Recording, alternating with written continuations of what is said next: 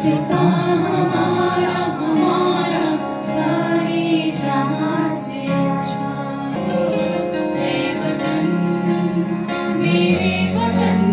अंग्रेजी विभाग के हैं और अंग्रेजी विभाग हिंदुस्तानी प्यारी है। হ্যালো এভরিওয়ান, আমি শিউলি। আমার নতুন একটা ব্লগে সবাইকে অনেক অনেক স্বাগত জানাই।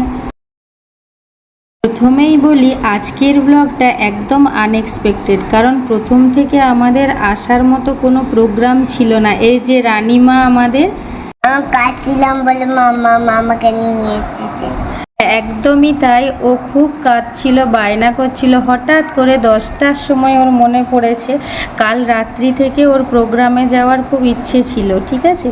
এইবার ও হঠাৎ করে ভুলে গেছে। আমরা ভাবছি তাহলে ভালো হয়েছে, আজকে আর যাব না, কারণ আমাদের একটু কাজও ছিল আজকে।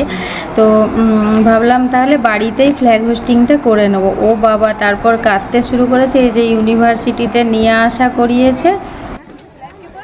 মামা, তোমরা তো আসতে চাইছিলে না, এসে কেমন লাগছে বলো?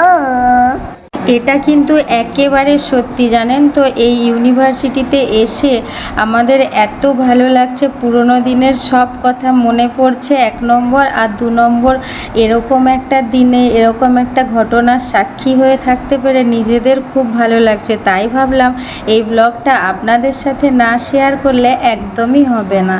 আর শুধু প্রোগ্রামই নয়, প্রোগ্রামের মাঝখানে একটু টিফিনেরও ব্যবস্থা ছিল, তাই জন্য আমরা দেওয়ার পরে অল্প অল্প করে টিফিন খেয়ে নিলাম। চলো তোমাদের সাথে শেয়ার করি টিফিনের মধ্যে কি কি ছিল।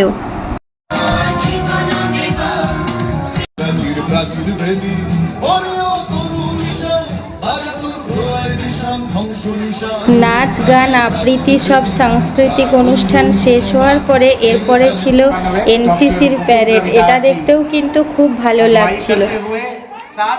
প্রোগ্রামটা অনেকটাই লং ছিল, কিন্তু তাও আমাদের ইচ্ছে হচ্ছিল না যে চলে আসি। তাই আর একজনকে দেখো, আসবে আসবে করে তো খুব লাফাচ্ছিল, তারপরে আবার ওনার এক জায়গায় বসে থাকতে ভালো লাগছে না। তাই ওই যে ম্যাডাম কি করছেন দেখেছো, এবার দাঁড়িয়ে পড়েছেন উনি। ও মামা, বসে থাকতে ভালো লাগছে না, আমি দেখতেও তো পাচ্ছি না, ওই জন্য একটু দাঁড়িয়ে গেছি। হ্যাঁ ঠিকই তো, আমরা আন্ডার এস্টিমেট করছি ওকে। ও বসে থাকলে তো দেখতে পাচ্ছে না, না বাচ্চা মানুষ, আর সবাই তো বড় বড়, মাথাগুলো সব আড়াল হয়ে যাচ্ছে, তাই জন্য স্টেজের কোনো প্রোগ্রাম দেখতে পাচ্ছিল না। তো ওরই দেখার সুবিধের জন্য ও দাঁড়িয়েছিল, ঠিক আছে। মাম্মা, একদম বাড়ি যেতে ইচ্ছে করছে না। বাড়িতে যেতেই হবে সোনা, সবাইকে টাটা করে দাও। টাটা বন্ধুরা।